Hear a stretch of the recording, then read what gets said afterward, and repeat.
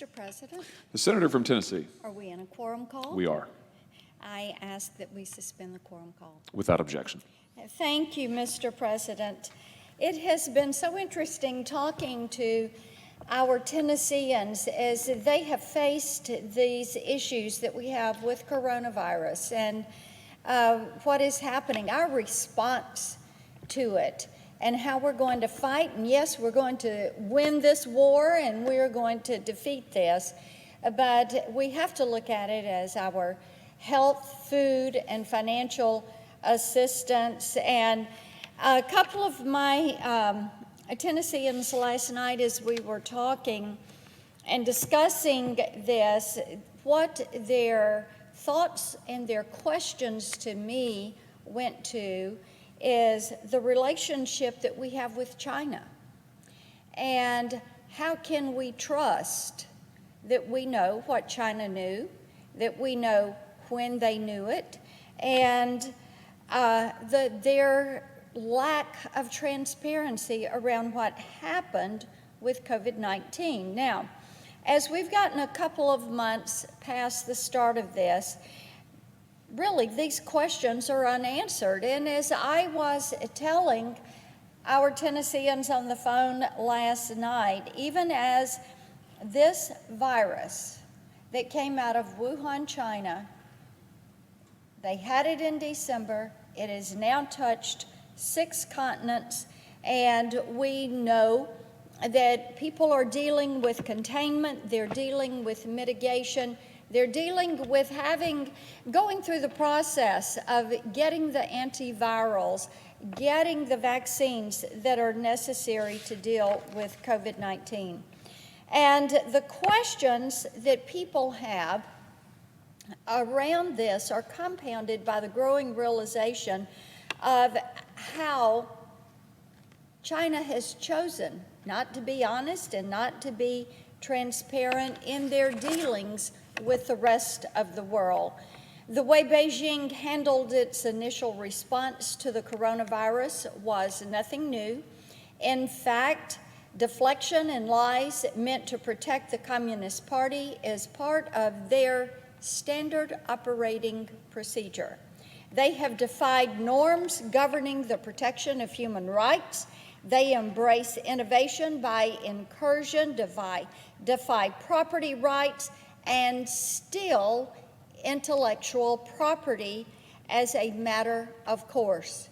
We have U.S. companies that have suffered for decades by what China has done to steal their intellectual property, to infringe on their intellectual property. They defy the sovereignty of other nations and territories, and they defy what should be their role as a leader in the global economy. Certainly they want to be a market economy, or so they say, but look at their behavior.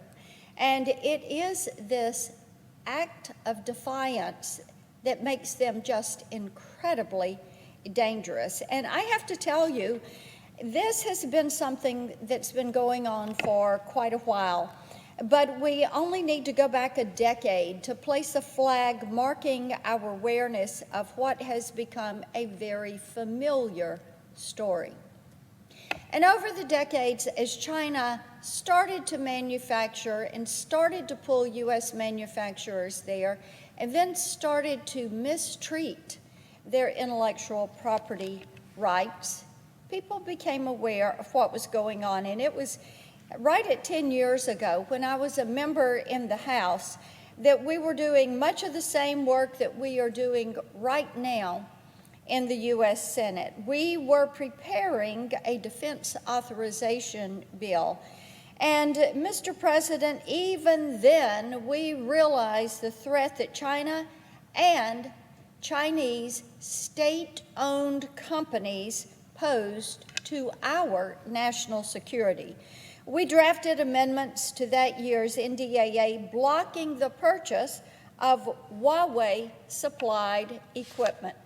Indeed, we're still hearing about the need to block the purchase of Huawei equipment, not only for us, but for our allies. Now, that action was 10 years ago, but China's influence has continued to grow.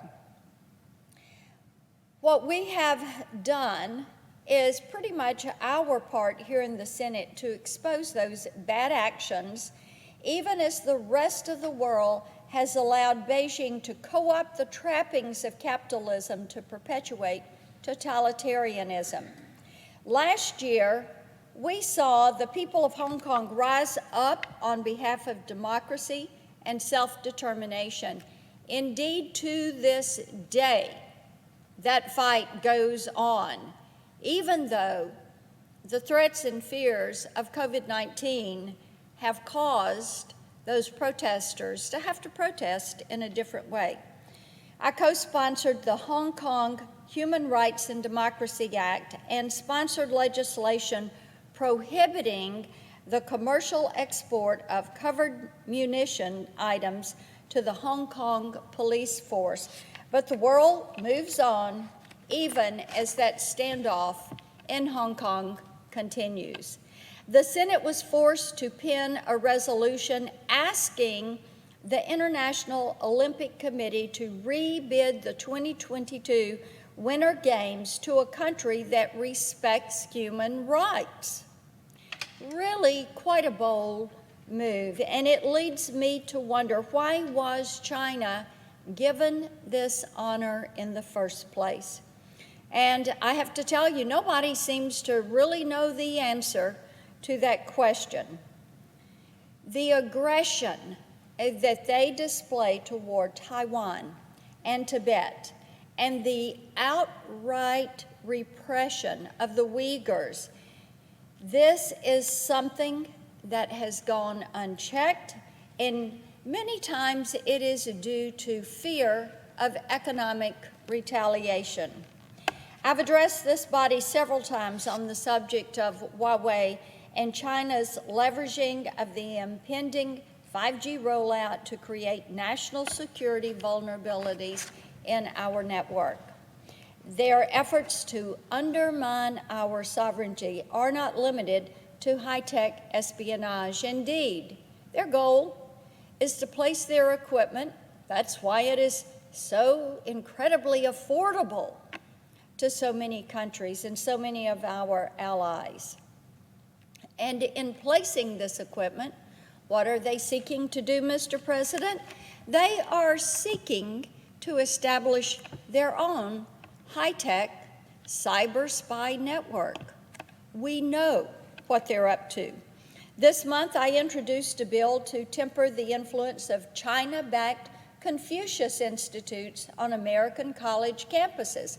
We've all read the stories lately of how they have infiltrated some of our institutions of higher learning, how they have co-opted some of the staff or professors.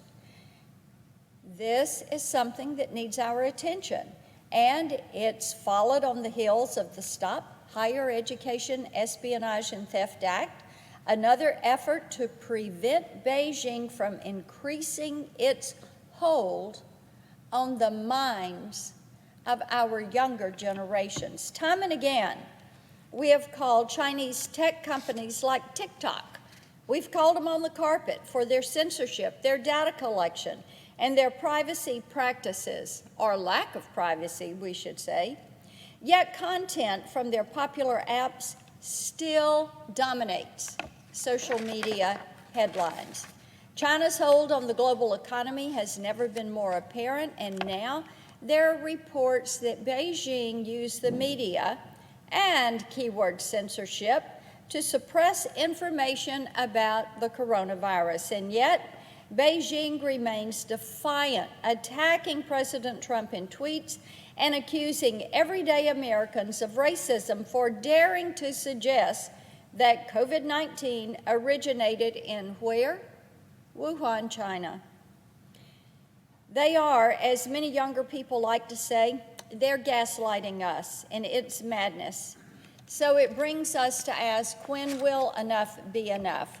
We must not let our present concerns about the response to coronavirus deter us from thinking long-term. This pandemic will change our relationship with China in every single way. It is inevitable. Starting now, we must take advantage of this knowledge. As we think about an exit strategy from the coronavirus crisis, we have to think about this. As we think about a way forward to bring manufacturing back to the United States, we need to remember this. I've spoken several times about the vulnerabilities in our pharmaceutical supply chain, and again encourage my colleagues to support the bipartisan Securing America's Medicine Cabinet, or SAMC Act, which I'm sponsoring alongside my colleague from New Jersey, Senator Menendez. Without intervention, the FDA expects the pharmaceutical industry will continue to rely on Chinese companies to make the active pharmaceutical ingredients, or the APIs, that are necessary for so many of our prescription and over-the-counter drugs. This threat it poses to our supply chain is real. On February 27, 2020, the FDA announced the shortage of one drug that is used to treat patients with coronavirus. They attributed the shortage to difficulties obtaining the API from a site in where? China. That site has been affected by, guess what? Coronavirus. We do not need to remain vulnerable. We need to realize that we are dealing with someone who has not been transparent. They have hidden information from us. They are causing shortages of drugs and vaccines and antibiotics. And it is time for us to learn from these lessons. If we ignore them, we will do so at our own peril. I yield the floor.